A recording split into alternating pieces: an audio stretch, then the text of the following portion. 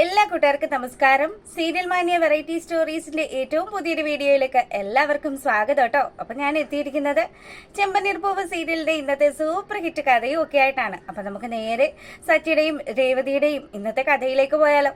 അങ്ങനെതാ നമ്മുടെ സച്ചിയും സുധിയും തമ്മിൽ ഏറ്റുമുട്ടുകയാണ്. അപ്പം സുധി നല്ല ടിപ് ടോപ്പൊക്കെ ആയിട്ട് പോകുമ്പോഴത്തേക്കിനും സച്ചിക്ക് ആ കാര്യങ്ങൾ കാണുമ്പോൾ ഇഷ്ടപ്പെടുന്നില്ല കേട്ടോ. സച്ചി പറയാണ്, ഒരു വേലയെ ഒരു കൂലി ഇല്ലാതെ നടക്കുന്ന നീയാണ് ഇത്രയും ഡീസന്റ് ആയിട്ട് വസ്ത്രമൊക്കെ ധരിച്ച് നടക്കുന്നത്. അതുകൊണ്ട് മോൻ ഇങ്ങ് വന്നേന്നും പറഞ്ഞു പതുക്കെ ഇങ്ങനെ സുധിയെ ഇങ്ങ് പിടിച്ചു നിർത്തുകയാണ്. അപ്പം സുധിയാണെങ്കിലോ, എടാ നീ എന്താ ഈ കാണിക്കുന്നത്, എന്നെ വിടെന്നും പറഞ്ഞ് സുധി ദേഷ്യപ്പെടുന്നുണ്ട്. പക്ഷെ സച്ചി ആരാ മോൻ? സച്ചി പറയുന്നുണ്ട്, നീയും ആ പെണ്ണും കൂടി അടിച്ചു മാറ്റി എന്ന് പറയുന്ന പണം അത് സത്യത്തിൽ നിന്റെ കയ്യിൽ നിന്ന് പോയിട്ടുണ്ടോ? അല്ലെങ്കിൽ പിന്നെ നീ എങ്ങനെയാ ഇത്ര വില കൂടിയ ഷർട്ടൊക്കെ ഇടുന്നത്? നീ എന്നെ ഒന്ന് നോക്കിക്കേ, ഞാൻ എന്തോരം കഷ്ടപ്പെട്ട് വണ്ടി ഓടിച്ചിട്ടും നിന്നെ പോലെ ഒന്നും നടക്കാൻ എനിക്ക് പറ്റുന്നില്ലല്ലോ എന്നും പറഞ്ഞ് സച്ചിയാണെങ്കിൽ ഇതാ സുധിയുടെ ഷർട്ട് പിടിച്ച് ചുളുക്കാണ്. അപ്പൊ സുധിക്ക് ദേഷ്യം വന്നോട്ടോ. സുധി എവിടെയോ ഇറങ്ങി പോവാൻ തുടങ്ങുകയായിരുന്നു. ആ സമയം ആയതുകൊണ്ട് തന്നെ സുധിയാണെങ്കിൽ തിരിച്ചു പ്രതികരിക്കുകയാണ്. നീ എന്താണ് കാണിക്കുന്നതെന്നും പറഞ്ഞ് അങ്ങനെ ചേട്ടനും അനിയനും കൂടി അങ്ങോട്ടും ഇങ്ങോട്ടും ഒക്കെ ഉന്തും തള്ളും ഒക്കെ ആകുമ്പം കാര്യങ്ങൾ കൈവിട്ട് പോയി എന്ന് രേവതിക്ക് മനസ്സിലാകുകയാണ്. അവൾ വേഗം പോയി രവിയെയും ചന്ദ്രയെയും വിവരം അറിയിക്കുമ്പോഴത്തേക്കിനും രണ്ടുപേരും വന്നു കേട്ടോ. വന്ന പാടെ കാണുന്ന കാഴ്ചയെന്ന് പറഞ്ഞാൽ അങ്ങോട്ടും ഇങ്ങോട്ടും ഉന്തു പിടിക്കുന്ന നമ്മുടെ സുധിയെയും സച്ചിയെയും ആണ്. അപ്പോൾ ഉടനെ തന്നെ രവി വന്നിട്ട്, എടാ സച്ചി അവനെ വിട്ടെ. അപ്പം ചന്ദ്രയും വന്ന് പറയുന്നുണ്ട്, എൻ്റെ കുഞ്ഞിനെ കൊല്ലാനായിട്ട് വന്ന് നിൽക്കുകയാണ് അവനെന്നും പറഞ്ഞ് സച്ചിയെ പിടിച്ചങ്ങ് മാറ്റുകയാണ്. അപ്പം സച്ചി പറയുന്നുണ്ട്, നിങ്ങളിപ്പോൾ ഒരു കല്യാണമൊക്കെ നടത്തുന്നുണ്ടല്ലോ, ആ കാര്യങ്ങൾ ഞാൻ അറിയില്ല എന്നൊന്നും വിചാരിക്കുകയൊന്നും വേണ്ട. പിന്നെ എനിക്ക് തരാനുള്ള 50 ലക്ഷം രൂപ അതെൻ്റെ കയ്യിലേക്ക് വെച്ചതാ. എന്നാൽ നിങ്ങളുടെ മകനെ ഞാൻ ഒന്നും ചെയ്യാതെ വിടാം. അമ്മ ഉദ്ദേശിക്കുന്നുണ്ടല്ലോ സുധി എനിക്ക് പണം തരുമെന്ന്. ആ പണം അവൻ തരാനേ പോകുന്നില്ല. തരണമെങ്കിൽ അതിന് ഒരുപാട് കടമ്പകൾ കടക്കേണ്ടതുണ്ട്. അതുകൊണ്ട് തന്നെ അവൻ ആ കാശ് എൻ്റെ അടുത്ത് തരാനൊന്നും പറ്റില്ല. പിന്നെ ഇവനെപ്പോലെയുള്ളൊരു ഫ്രോഡിനെ നിങ്ങളൊരു പെണ്ണിൻ്റെ ജീവിതത്തിലേക്ക് എത്തിച്ചു കഴിഞ്ഞാലുണ്ടല്ലോ, ആ പെണ്ണിന് ഈ സത്യങ്ങൾ വല്ലതും അറിയാവോന്ന് ചോദിക്കുകയാണ്. അപ്പം അച്ഛനോട് ചോദിക്കുമ്പോഴത്തേക്കിനും അച്ഛൻ പറയുന്നുണ്ട്, മോനെ ഞാൻ ഇവളോട് പറഞ്ഞതാണ് ശ്രുതിയോട് കാര്യങ്ങളെല്ലാം തുറന്നു പറയണമെന്നുള്ളത്. കതിർമണ്ഡപത്തിൽ വെച്ച് ഇവൻ എഴുന്നേറ്റ് പോയ കഥയൊക്കെ ആ പെണ്ണ് അറിഞ്ഞിട്ടില്ലെങ്കിലുണ്ടല്ലോ അവളെ ഞാൻ അറിയിക്കും. എന്തായാലും ഇനി ഒരു പെണ്ണും ചതിക്കപ്പെടാൻ പാടില്ല എന്നും പറഞ്ഞ് സച്ചിയാണെങ്കിലോ കാര്യങ്ങൾ പറയുമെന്ന് പറയുമ്പം ചന്ദ്രയ്ക്ക് പേടിയായി കേട്ടോ. ചന്ദ്രമതി പറയുന്നുണ്ട്, നീ എന്തിനാ സച്ചി ഇങ്ങനെയൊക്കെ ചെയ്യുന്നത്? അത് നിന്റെ ചേട്ടനല്ലേ, അവൻ എങ്ങനെയും ജീവിച്ചോട്ടെ. അമ്മേ, അവൻ അങ്ങനെയൊന്നും ജീവിച്ചാൽ പോരാ, അവൻ ഒറ്റൊരുത്തൻ കാരണമാണ് ഞാൻ ഇന്ന് ഇങ്ങനെ കിടന്ന് അനുഭവിക്കുന്നത് എന്നും പറഞ്ഞ് ദേഷ്യപ്പെടുകയാണ്. അപ്പം ഇങ്ങനത്തെ ഡയലോഗൊക്കെ വരുമ്പോൾ നമ്മുടെ രേവതിക്ക് ചെറുതായിട്ട് ദേഷ്യം വരും കേട്ടോ. അവളെ കൊള്ളിച്ചുകൊണ്ടാണല്ലോ പറയുന്നത്. അതുകൊണ്ട് തന്നെ അവൾ ഇങ്ങനെ ഗർവിച്ച് നിൽക്കുമ്പോഴത്തേക്കിനും ഇനി ഞാൻ കൂടുതലൊന്നും പറയുന്നൊന്നുമില്ല. എൻ്റെ കാശ് തരാതെ ശ്രുതിയും തമ്മിലുള്ള വിവാഹം നടക്കുമെന്ന് അമ്മ സ്വപ്നത്തെ പോലും വിചാരിക്കേണ്ട. ആ പെണ്ണിനെ ഞാനൊരു മിന്നായം പോലെ കണ്ടതാണ്. അതുകൊണ്ട് തന്നെ അവളുടെ വീട്ടിൽ പോയി സത്യങ്ങളെല്ലാം ഞാൻ തുറന്നു പറയും. കല്യാണം മുടങ്ങുകയും ചെയ്യും. അത് മുടങ്ങാതെ ഇരിക്കണമെങ്കിൽ കല്യാണം നടത്തുന്ന ഡേറ്റിന് മുന്നേ പൈസ എൻ്റെ കയ്യിൽ കിട്ടണമെന്നുള്ള കാര്യം സച്ചി കാണിച്ചും പറഞ്ഞ് പുള്ളിക്കാരൻ അവിടെ നിന്ന് അങ്ങ് പോവുകയാണ്. അപ്പോൾ സുധി ആണെങ്കിലോ ദാ ചുളുങ്ങി കൂടിയ ഷർട്ടും ഒക്കെ ആയിട്ട് ഭയങ്കര ടിപ്പ് ടോപ്പിൽ പോയ ആളാണല്ലോ. പുള്ളി ഇങ്ങനെ വിഷമിക്കുക കേട്ടോ. ഇവനെ കൊണ്ട് വലിയ തൊല്ലയാണല്ലോ അമ്മേ, ഞാൻ ഇതിലും ഭേദം ഓർജിലെങ്ങാനും താമസിച്ചാൽ മതിയായിരുന്നു എന്നും പറഞ്ഞ് സങ്കടപ്പെടുമ്പോൾ ചന്ദ്രമതി ആണെങ്കിലോ, എൻ്റെ മോൻ വിഷമിക്കൊന്നും വേണ്ട, ഇതിനെല്ലാം അമ്മ ഒരു പരിഹാരം ഉണ്ടാക്കാം. കാര്യങ്ങൾ അമ്മ ശ്രുതിയോട് പറയാം. അപ്പൊ ശ്രുതിയോട് പറയുമ്പോഴത്തേക്കിനും അവൾ എന്താ തീരുമാനിക്കുന്നതെന്ന് വെച്ചാൽ തീരുമാനിച്ചോട്ടെ എന്നുള്ള കാര്യമൊക്കെ പറഞ്ഞ് ചന്ദ്രമതി അങ്ങനെ വിഷമിച്ച് നിൽക്കുമ്പോഴാണ് നമ്മുടെ ചന്ദ്രയുടെ കോള് വരുന്നത്. അപ്പൊ ചന്ദ്ര വിളിച്ചിട്ട് പറയുന്നുണ്ട്, എടി നിന്നെ കാണാനായിട്ട് ശ്രുതി ഇങ്ങോട്ട് വരുന്നുണ്ട്. അപ്പൊ അതുകൊണ്ട് തന്നെ നീ എത്രയും പെട്ടെന്ന് ഇങ്ങോട്ട് വരണമെന്നും പറഞ്ഞ് ഫോൺ കട്ട് ചെയ്യാണ്. അപ്പൊ ആദ്യം നമ്മുടെ ചന്ദ്രക്കാണെങ്കിലോ, ഈശ്വര എൻ്റെ മനസ്സാകെ ശരിയല്ല, മോനെക്കുറിച്ച് ആലോചിച്ച് ഒരുപാട് വിഷമത്തിലാണ്. പിന്നെ വിളിച്ചിരിക്കുന്നത് ഭാവി മരുമകളാണ് അല്ലോ എന്ന് വിചാരിച്ചിട്ട് തന്നെ ചന്ദ്ര അങ്ങോട്ട് ചെല്ലുകയാണ്.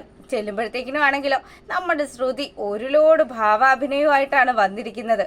അവൾ വന്ന പാടെ തന്നെ, അമ്മ എന്നോട് ക്ഷമിക്കണം, എനിക്ക് അമ്മയോട് ഒരു കാര്യം പറയാനുണ്ട്. എന്തായാലും എൻ്റെ ഈ ഒരു വിഷമത്തിൽ അമ്മയ്ക്ക് എന്നെ സഹായിക്കാൻ പറ്റുള്ളൂ എന്നൊക്കെ പറഞ്ഞ് ഓരോ കാര്യങ്ങൾ അവിടെയും തൊടാതെ ഇവിടെയും തൊടാതെയൊക്കെ പറയുകയാണ്. അപ്പോൾ ചന്ദ്ര ചോദിക്കുന്നുണ്ട്, മോളെ നിനക്ക് എന്ത് പ്രശ്നം ഉണ്ടെങ്കിലും നിൻ്റെ അമ്മയുടെ സ്ഥാനത്ത് നിന്ന് ഞാൻ പരിഹരിച്ചു തരാം. എന്ത് കാര്യമായാലും നീ എന്നോട് പറഞ്ഞു എന്ന് പറയുമ്പോഴത്തേക്കിനും ശ്രുതിയാണെങ്കിലോ താൻ ഒരു ബ്യൂട്ടി പാർലർ തുടങ്ങുന്ന കാര്യമൊക്കെ ആലോചിച്ചായിരുന്നു.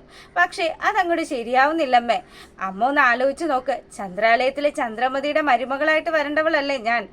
ഞാൻ ഇങ്ങനെ ഓരോ വീട് തോറും കയറി ഇറങ്ങി സ്പാ ചെയ്യുന്ന കാര്യം ഓർക്കുമ്പോഴത്തേക്കിനും അത് അമ്മയ്ക്ക് നാണക്കേടല്ലേ എന്നും പറഞ്ഞ് ശ്രുതി ഭയങ്കരമായിട്ട് അഭിനയിക്കുമ്പോഴത്തേക്കിനും ചന്ദ്രയാണെങ്കിലോ കല്യാണം കഴിക്കുന്നതിന് മുന്നേ തന്നെ പറ്റി എന്തുമാത്രം ചിന്തയാണ് തൻ്റെ ഭാവി മരുമകൾക്ക് ഉള്ളതെന്നും വിചാരിച്ച് ഇങ്ങനെ ആലോചിക്കുക കേട്ടോ. അപ്പോഴത്തേക്കിനും ശ്രുതി പറയാൻ ഉദ്ദേശിച്ച കാര്യം അങ്ങോട്ട് ചന്ദ്രമതിയുടെ മുഖത്ത് നോക്കി പറയാണ്, അമ്മേ ഒന്നെങ്കിൽ എനിക്കൊരു സ്പാ തുടങ്ങണം, അത് തുടങ്ങുന്നത് വരെ കല്യാണം നമുക്ക് നീട്ടിവെക്കാം, അല്ലെങ്കിൽ പിന്നെ അതിനിടയ്ക്ക് പറ്റിയ എന്തെങ്കിലും ബന്ധം വരികയാണെങ്കിൽ ശ്രുതിക്ക് പറ്റിയ ആലോചനയാണെങ്കിൽ നിങ്ങളത് നടത്തിക്കോന്ന് പറയാണ്.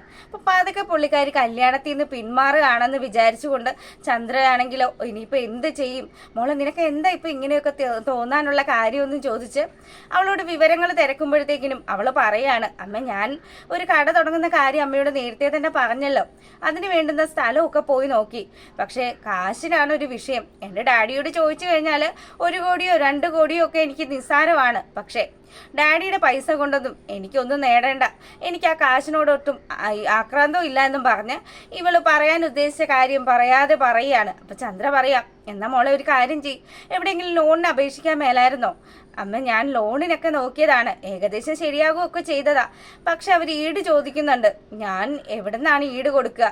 എൻ്റെ അമ്മ മരിച്ച് 2 മാസത്തിനുള്ളിൽ അച്ഛൻ വേറെ കല്യാണമൊക്കെ കഴിച്ചത്, അതുകൊണ്ട് അച്ഛൻ്റെ ഒരു സ്വത്ത് വകകളും വെച്ചിട്ട് എനിക്കൊന്നും നേടാനില്ല. ഞാൻ എനിക്കും ശ്രുതിക്കും വേണ്ടുന്നത് സ്വന്തമായിട്ട് സമ്പാദിക്കുമെന്നുള്ള കാര്യം പറയുകയാണ്. അപ്പം ചന്ദ്രമതി ആണെങ്കിലോ ഇനിയിപ്പോൾ കല്യാണം നീട്ടിവെക്കുകയോ കല്യാണത്തിൽ നിന്ന് ഇവൾ പിന്മാറുകയൊക്കെ ചെയ്താൽ അത് തൻ്റെ മകൻ്റെ ഭാവിയെ ബാധിക്കുമല്ലോ എന്ന് വിചാരിച്ചുകൊണ്ട്, മോളെ അമ്മ ഒരു ഉപായം പറയാം, നിനക്ക് ഇപ്പം വേണ്ടത് ആധാരമല്ലേ, അത് അമ്മ തരാമെന്ന് പറയുകയാണ്. അപ്പം അമ്മയെപ്പോലെ ഒരു അമ്മയെ കിട്ടിയതിൽ ഞാൻ ഒരുപാട് സന്തോഷിക്കുന്നുണ്ടെന്നും പറഞ്ഞ് അതൊക്കെ നമ്മുടെ ചന്ദ്രമതിയെ കെട്ടിപ്പിടിക്കുകയാണ് ശ്രുതി. അങ്ങനെ കെട്ടിപ്പിടിച്ച് വീണ് കിടക്കുന്ന സമയത്താണെങ്കിലോ ശ്രുതി നല്ല ഒന്നാം തരത്തിൽ ചിരിക്കുക കേട്ടോ. ഇവരെ വലയിലാക്കിയല്ലോ എന്നുള്ളൊരു സന്തോഷമാണ് നമ്മുടെ ശ്രുതിയുടെ മുഖത്തുള്ളത്. അങ്ങനെ ഒക്കെ കഴിയുമ്പോൾ നമ്മളെ കാണിക്കുന്നത് ചന്ദ്രമതി ആണെങ്കിൽ ഭാമയോട് സംസാരിക്കുകയാണ്. എടി സച്ചി ഓരോ പ്രശ്നങ്ങൾ വീട്ടിലുണ്ടാക്കിക്കൊണ്ടേ ഇരിക്കുകയാണ്, സച്ചി ഓരോ പ്രശ്നങ്ങൾ ഡെയിലി ഉണ്ടാക്കിക്കൊണ്ടിരിക്കുക, ഇതെല്ലാം കണ്ടിട്ട് എൻ്റെ ശ്രുതിയുടെ മനസ്സാകെ മൊത്തം തകർന്നിരിക്കുകയാണ്, എന്താണ് ഇതിനൊരു പരിഹാരം എന്ന് പറയുമ്പം ഭാമ ഒരു ഉപദേശം കൊടുക്കുകയാണ്. എടി എനിക്ക് ചെറിയൊരു ഐഡിയ തോന്നുന്നുണ്ട്, ഈ കല്യാണം മുടക്കാതെ ഇരിക്കാൻ വേണ്ടിയിട്ട് സച്ചിയെ കുറച്ച് ദിവസത്തേക്ക് എങ്ങോട്ടെങ്കിലും തട്ടിയാലോ എന്ന് ആലോചിക്കുകയാണ്. നീ എന്താ ഈ ഉദ്ദേശിക്കുന്നതെന്ന് ചന്ദ്ര ചോദിക്കുമ്പം ഭാമ പറയുന്നുണ്ട്, നിന്റെ അമ്മായിയമ്മയുണ്ടല്ലോ അവരുടെ അടുത്ത് കൊണ്ടുപോയി നിർത്ത്, രേവതിയും സച്ചിയും തമ്മിലുള്ള ഉടക്ക് തീരാനാണെന്ന് രവിയെ പറഞ്ഞ് ധരിപ്പിച്ചാൽ പോരെ. അപ്പം അത് നല്ലൊരു ഐഡിയ ആയിട്ട് നമ്മുടെ ചന്ദ്രമതിക്ക് തോന്നുകയാണ്. ഈ ഐഡിയയും ഒക്കെ ആയിട്ട് പുള്ളിക്കാരി ഇതാ വീട്ടിലേക്ക് മടങ്ങി വരുമ്പോഴോ നമ്മളെ കാണിക്കുന്നത് അച്ഛൻ അങ്ങനെ ഉമ്മറത്തിരിക്കുകയാണ്. അപ്പം ദാ സച്ചി പെട്ടെന്ന് ധൃതിയിട്ട് ഇങ്ങോട്ട് വരിക. അച്ഛൻ ഭക്ഷണം കഴിച്ചോ എന്ന് ചോദിക്കുമ്പം ഞാൻ കഴിച്ചു മോനെ, നീ കഴിക്കുന്നും പറഞ്ഞ് അച്ഛനാണെങ്കിൽ ഇതാ സച്ചിയോട് ഇരിക്കാൻ പറയുകയാണ്. അപ്പം രേവതി വന്നിട്ട് ചോദിക്കുന്നുണ്ട്, നിങ്ങൾക്ക് ചോറാണോ വേണ്ടത് അതോ ദോശയാണോ, എന്താ വേണ്ടതെന്ന് വെച്ചാൽ പറഞ്ഞാൽ മതി, ഞാൻ ഇപ്പം എടുക്കാമെന്ന് പറയുമ്പം ഇനിയിപ്പോൾ ദോശ ചുടാനൊന്നും നീ നിൽക്കണ്ട, അതുകൊണ്ട് തന്നെ പോയിട്ട് കുറച്ച് ചോറ് എടുത്തിട്ട് വരാൻ പറയുകയാണ്. അപ്പം അവൾ ഭക്ഷണമൊക്കെ എടുക്കാൻ പോകുന്ന സമയത്താണെങ്കിലും സച്ചിക്ക് ഒരു കോള് വരിക കേട്ടോ. അപ്പോൾ ഒരു ഓട്ടം വന്നതാണ്. സാറേ ഞാൻ ദാ ഇപ്പം തന്നെ വരാമെന്നും പറഞ്ഞ് അവൻ കോള് കട്ട് ചെയ്തിട്ട് ഇറങ്ങാൻ തുടങ്ങുമ്പം രവി ചോദിക്കുന്നുണ്ട്, മോനെ നീ ഭക്ഷണമൊന്നും കഴിക്കാതെയാണോ പോകുന്നത്? അച്ഛാ ഞാനേ ഒരുപാട് കടത്തിൻ്റെ പുറത്താണ് ഇപ്പോൾ ജീവിക്കുന്നത്, അതുകൊണ്ട് തന്നെ ഇവളുടെ മാലയൊക്കെ എടുത്തു കൊടുക്കാൻ വേണ്ടിയിട്ട് വീണ്ടും കുറച്ച് കടത്തെ പോയി കയറിയിട്ടുണ്ട്, അതിങ്ങനെ കഷ്ടപ്പെട്ട് ഓടിയെങ്കിൽ മാത്രമേ എനിക്ക് അടച്ചു തീർക്കാൻ പറ്റുള്ളൂ. അപ്പം രേവതി ഉടനെ പറയുകയാണ്, നിങ്ങളോട് ഞാൻ പറഞ്ഞില്ലല്ലോ മാലയൊക്കെ എടുത്തു കൊടുക്കാനായിട്ട്, നിങ്ങൾ എന്തിനാ പണയം വെച്ചതെന്ന് എന്നോട് പറഞ്ഞിരുന്നെങ്കിൽ വിഷയമില്ലായിരുന്നു. അപ്പം ഇത് കേൾക്കുമ്പോൾ സച്ചിക്ക് ദേഷ്യം വന്നു കേട്ടോ. സച്ചി പറയാണ്, നിന്നെ ഒന്നും ബോധ്യപ്പെടുത്തിയിട്ട് ജീവിക്കേണ്ട ആവശ്യമൊന്നും എനിക്കില്ല, അതുകൊണ്ട് നീ നിന്റെ പാട് നോക്ക് രേവതി എന്ന് പറഞ്ഞ് അവൻ അവിടെ നിന്ന് അങ്ങ് പോവുകയാണ്. അപ്പം ഈ സമയത്താണെങ്കിലോ നമ്മുടെ ചന്ദ്രമതി അങ്ങോട്ട് വരികയാണ്. അപ്പം ഇവരുടെ പ്രശ്നം ഇപ്പോഴും തീർന്നില്ലേ എന്ന് വിചാരിച്ചുകൊണ്ടാണ് ചന്ദ്ര കയറി വരുന്നത്. ചന്ദ്ര വന്ന പാടെയാണെങ്കിലോ നേരെ നമ്മുടെ രവിയുടെ അടുത്ത് പോയിട്ട് ഭാമ ഉപദേശിച്ചു കൊടുത്ത ഐഡിയ അങ്ങോട്ട് പറയുകയാണ്. അതെ ഞാനൊരു കാര്യം പറയട്ടെ, സച്ചിയും രേവതിയും ഇങ്ങനെ വിടാനാണോ നിങ്ങളുടെ ഭാവം എന്ന് ചോദിക്കുകയാണ്. അതിനിപ്പോൾ അവർക്ക് എന്താ പ്രശ്നമെന്ന് രവി ചോദിക്കുന്നുമുണ്ട്. അല്ല അവർ തമ്മിൽ ഏത് നേരവും വഴക്കല്ലേ, അവരെ ഇങ്ങനെ വഴക്കിട്ട് ജീവിച്ചു കഴിഞ്ഞാൽ എങ്ങനെ അവർക്കൊരു കുടുംബജീവിതം ഉണ്ടാവുന്നത്? അതുകൊണ്ട് ഞാനൊരു കാര്യം പറഞ്ഞാൽ നിങ്ങൾ അനുസരിക്കുമോ എന്ന് ചോദിക്കുകയാണ്. എന്താ ചന്ദ്ര എന്താ നിന്റെ പ്രശ്നമെന്ന് ചോദിച്ച് രവി കാര്യം അന്വേഷിക്കുമ്പോഴത്തേക്കിനും ചന്ദ്ര പറയാണ്, അതെ അവരെങ്ങും വിരുന്നൊന്നും പോയിട്ടില്ലല്ലോ, നിങ്ങളൊരു കാര്യം ചെയ്യ്, നിങ്ങളുടെ അമ്മയുടെ അടുത്തേക്ക് കുറച്ച് ദിവസത്തേക്ക് സച്ചിയെയും രേവതിയെയും കൂടി അങ്ങ് വിട്, അവിടെ ആകുമ്പം അവൻ ഇതുപോലെ പ്രശ്നങ്ങളൊന്നും ഉണ്ടാക്കില്ല. അപ്പം ചന്ദ്രമതിയോട് രവി ഉടനെ ചോദിക്കുന്നുണ്ട് കേട്ടോ, എന്താണ് എൻ്റെ മകനെ ഇവിടുന്ന് ഓടിക്കാനുള്ള പണിയാണോ എന്ന് ചോദിക്കുമ്പം, അല്ലെങ്കിലും ഞാൻ എന്ത് പറഞ്ഞാലും നിങ്ങൾ കുറ്റമായിട്ടല്ലേ കരുതുള്ളൂ, നിങ്ങൾ മനസ്സിരുത്തി ഒന്ന് ആലോചിച്ച് നോക്കുമെന്ന് പറയുമ്പം സംഭവം ശരി തന്നെയാണ്, നിന്റെ ഐഡിയ എന്തായാലും കൊള്ളാം, അമ്മയുടെ അടുത്താകുമ്പോൾ ഇവൻ്റെ കളികളൊന്നും നടക്കില്ല, അപ്പോൾ ഉടനെ തന്നെ ഞാൻ അമ്മയെ വിളിച്ച് കാര്യങ്ങൾ പറഞ്ഞോളാമെന്നും പറഞ്ഞ് രവി ഫോൺ എടുക്കുക കേട്ടോ. അപ്പോൾ ഈ സമയത്താണെങ്കിലോ ഇവൻ ഇവിടുന്ന് പോയി കഴിഞ്ഞാൽ ആ ഗ്യാപ്പിനുള്ളിൽ എങ്ങനെയെങ്കിലും നമ്മുടെ സുധിയുടെ കല്യാണം ഒന്ന് റെഡിയാക്കി എടുക്കാനാണ് ചന്ദ്ര പെടാപ്പാട് വിടുന്നത്. അങ്ങനെ അത് കഴിയുമ്പോൾ നമ്മുടെ ശ്രുതിയും കൂട്ടുകാരിയും കൂടി പോയി ഇവൾക്ക് സ്പാ തുടങ്ങാനുള്ള ആ ഒരു കടയുടെ ഇത് നോക്കാൻ പോവാണ്. അപ്പം ഉടനെ തന്നെ അവിടെ ചെല്ലുന്നതും നമ്മുടെ കൂട്ടുകാർ പറയുന്നുണ്ട്, എടിതേ ഇയാള് നമ്മൾ പെണ്ണുങ്ങൾക്ക് മാത്രമായിട്ട് കടയൊക്കെ തരുമോ എന്നുള്ള കാര്യം പറയുമ്പം നീ പേടിക്കൊന്നും വേണ്ട, ഓണർ പെശകാണെങ്കിലും അയാളുടെ ഭാര്യ ആൾ പാവത്താനാണ്, കുറച്ചൊന്നങ്ങ് പതപ്പിച്ച് കൊടുത്താൽ മതിയെന്നേ, പുള്ളിക്കാരി നമ്മുടെ ഇതിൽ വീണോളൂ എന്ന് പറയുകയാണ്.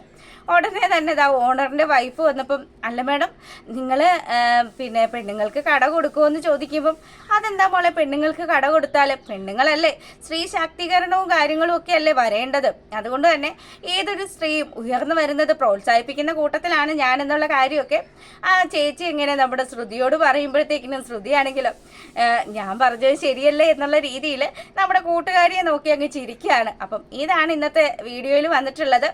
ആദ്യമായിട്ട് കാണുന്ന കൂട്ടുകാരാണെങ്കിൽ ഇഷ്ടപ്പെട്ടാൽ സബ്സ്ക്രൈബ് ചെയ്യുക. നമുക്ക് മറ്റൊരു വീഡിയോ ആയിട്ട് കാണാം. കാണുന്നത് വരേക്കും എല്ലാവർക്കും താങ്ക് യു.